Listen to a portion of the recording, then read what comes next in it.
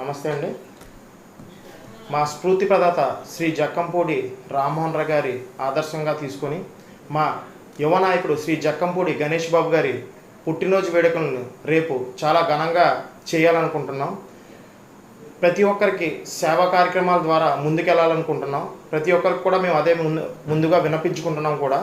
ఎందుకంటే మహమ్మారి corona virus వల్ల ప్రపంచం అంతా అల్లకల్లోలం అవుతున్న సందర్భంగా మా యువ నాయకుడు మాకు ఇచ్చిన సందేశం, పుట్టినరోజు వేడుకలు చేసుకోవట్లేదు, పేద ప్రజలకు మీరు తోచిన సాయం చేయండి అని మా అందరికీ సందేశం ఇచ్చారండి. దాని ప్రకారం మేము ముందుకెళ్తున్నాం. మా స్నేహితు బృందం అంతా కలిసి ప్రతి ఒక్కరు వాళ్ళ ఏరియా బట్టి ఆ ఏరియాలో వాళ్ళకి సంబంధించిన 3 నియోజకవర్గాల్లోని ప్రతి ఒక్కరు సేవా కార్యక్రమాలు ముందుకు చేస్తున్నారు.